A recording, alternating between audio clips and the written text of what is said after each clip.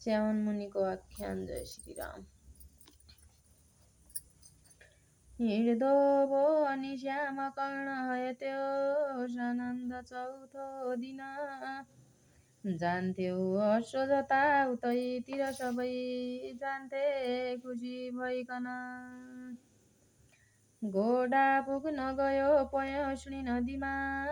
बस्थे तपसी मुनि गर्थे उत्सवती मिलेर सबले जय राम जय जय भनी पापी कोही थिएन धर्म पथमै हिँड्थे सबै सज्जना बस्थे जन्तुहरू मिलेर वनका बहिरो त्यो बिर्सिकन गर्थे नित्य सुकर्म श्रेष्ठ तपवा श्री साराधना हुन्थे पूर्ण सबै सुविज्ञ ऋषिका जे थिए कामना देखि आश्रम त्यो सुरम्य खुसीले सोधे ती शत्रुघ्नले